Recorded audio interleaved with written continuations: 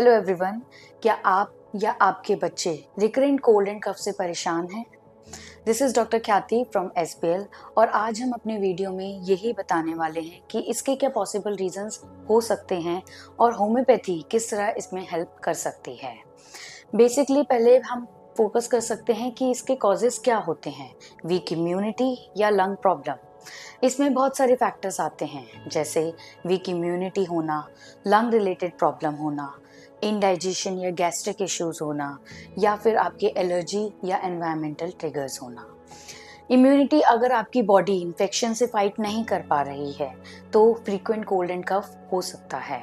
यहीं अगर आपको लंग रिलेटेड प्रॉब्लम है, जैसे लंग्स की सेंसिटिविटी है, एस्थमा टेंडेंसी है या फिर पोस्ट वायरल वीकनेस है, तो ये सब फ्रीक्वेंट कोल्ड एंड कफ का रीज़न बन सकते हैं, स्पेशली कफ का। यहीं अगर आपको एलर्जी है रिलेटेड टू डस्ट, स्मोक या फिर केमिकल एक्सपोजर है, तो ये भी ट्रिगर करते हैं आपके कोल्ड एंड कफ के एपिसोड्स को। और यहीं कई बार देखा जाता है कि जैसे इंडाइजेशन है, एसिडिटी है, ये भी रीज़न बन सकते हैं आपके कोल्ड एंड कफ को बार बार होने का, स्पेशली जैसे रात में बार बार खांसी होना।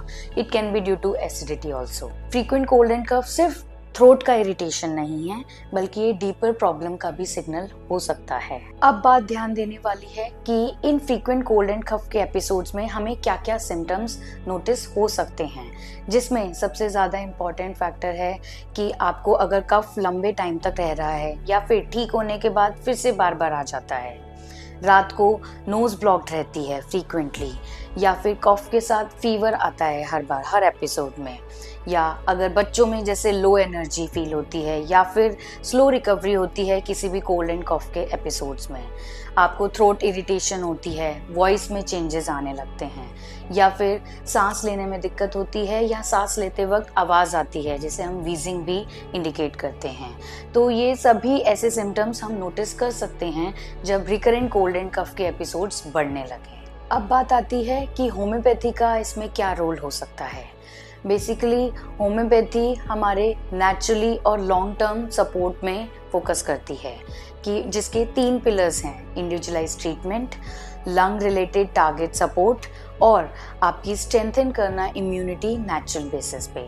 अगर आपको फ्रीक्वेंट कोल्ड एंड कफ हो रहा है तो बॉडी धीरे धीरे इम्यून सिस्टम को और वीक कर देती है, लेकिन यही होम्योपैथिक मेडिसिन्स हमारे ओवरऑल कॉन्स्टिट्यूशन पे बेस्ड होती हैं, जो हमारी बॉडी को स्ट्रेंथ देती है टू फाइट द इन्फेक्शन। यहीं अगर आपको लंग सेंसिटिविटी है तो ब्रोंकियल इरिटेशंस होना या फिर वीजिंग है, क्रॉनिक कफ है, इन सब को एड्रेस करती है हमारे ट्रीटमेंट में। उसी के साथ आपके मेंटल, इमोशनल, फिजिकल, इन सभी फैक्टर्स को फोकस करके एक इंडिविजुअलाइज्ड मेडिसिन आपको इंडिकेट की जाती है, जो आपके हर सिम्टम को कवर करती है और इसको रूट कॉज पे काम करती है। तो बेसिकली अगर होम्योपैथी का फोकस ये है कि आपको नेचुरल हीलिंग सपोर्ट एक्टिवेट करे, बॉडी को स्ट्रॉन्ग बनाए, ताकि हम इन्फेक्शन से फाइट कर सकें और उसका रेपिटेशन ना हो। जैसे फॉर एग्जांपल, जिस कोई स्कूल का बच्चा है, वो बार बार कोल्ड एंड कफ स्कूल से लेकर आता है और स्लो रिकवर होता है। यहीं दूसरा एग्जांपल कि कोई एडल्ट है जिसको रात में खांसी बार बार होती है, तो इन दोनों ही सिनेरियो में हम उसके फिजिकल, मेंटल, इमोशनल फैक्टर्स को भी कंसीडर करके दोनों के लिए इंडिविजुअलाइज्ड मेडिसिन रिकमेंड करते हैं। होम्योपैथी का फोकस यही है कि हमारे नेचुरल हीलिंग सिस्टम को एक्टिवेट करें, बॉडी को स्ट्रॉन्ग बनाएं, ताकि हम इन रेपिटेशन इन्फेक्शंस को ट्रीट कर सकें और आगे इसके फ्रीक्वेंट एपिसोड्स अवॉइड करें। बेस्ट होम्योपैथी तभी काम करती है जब ट्रीटमेंट इंडिविजुअलाइज्ड हो, पर्सनलाइज्ड हो और सिर्फ सिम्टम्स को ट्रीट करने के लिए ना हो। बार बार कोल्ड एंड कफ होने वाले फैक्टर्स के लिए हम थोड़ा लाइफस्टाइल मॉडिफाई भी कर सकते हैं, जो बेसिक टिप्स के साथ शुरू होते हैं। जैसे सबसे इम्पॉर्टेंट है कि बैलेंस डाइट। अपने डाइट में विटामिन ए, सी, ई जैसे एंटीऑक्सीडेंट्स विटामिन इंक्लूड कीजिए, जो हमारी इम्यूनिटी को स्ट्रॉन्ग बनाते हैं। Proper hydration, adequate amount of water through out the day is very essential. Proper आपकी स्लीप साइकिल होनी चाहिए, कम से कम 7 से 8 घंटे की प्रॉपर स्लीप होना ज़रूरी है। अगर आपको कफ एंड कोल्ड के एपिसोड्स आते हैं तो इसमें steam inhalation is very best choice.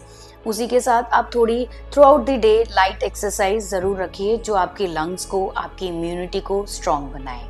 इसी के साथ आपके कोई ट्रिगरिंग फैक्टर्स हो सकते हैं जो आपके कफ और कोल्ड को ट्रिगर करते हैं, जैसे डस्ट, एलर्जी या कोई भी केमिकल का एक्सपोजर। तो ऐसे इंस्टेंसेस से आप अवॉइड कीजिए। अपने स्ट्रेस मैनेजमेंट में फोकस कीजिए। कोई एक्सरसाइज, डीप ब्रीदिंग एक्सरसाइज कर सकते हैं, वॉक कर सकते हैं, any way which ever you feel better.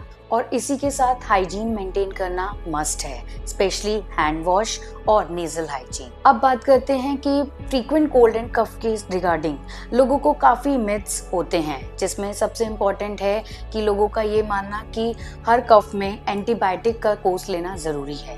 नहीं, क्योंकि अगर इन्फेक्शन वायरल है तो उसमें एंटीबायोटिक कोई काम नहीं करेगी। इसी के साथ लोगों को ये डाउट भी होता है कि हमारे जो कफ सिरप होते हैं वो हमारे ठीक करते हैं कफ को, लेकिन वो सिर्फ सिम्टम को सप्रेस करते हैं, रूट कॉज को ट्रीट नहीं करते हैं। तो व्यूअर्स, इन दी एंड मैं यही कहना चाहूँगी कि अगर आप या आपके बच्चे रिकरेंट कोल्ड एंड कफ से परेशान हैं तो सिर्फ सिम्टम्स पे फोकस मत कीजिए, उसके रूट कॉज को समझिए, अपनी इम्यूनिटी स्ट्रॉन्ग बनाइए और प्रॉपर डॉक्टर से कंसल्ट करके ही ट्रीटमेंट शुरू करें, सेल्फ मेडिकेशन नहीं। तब तक के लिए सेफ रहिए, हेल्दी रहिए। And if you enjoyed this video, then please like and share and hit the subscribe button for more such videos. Thank you.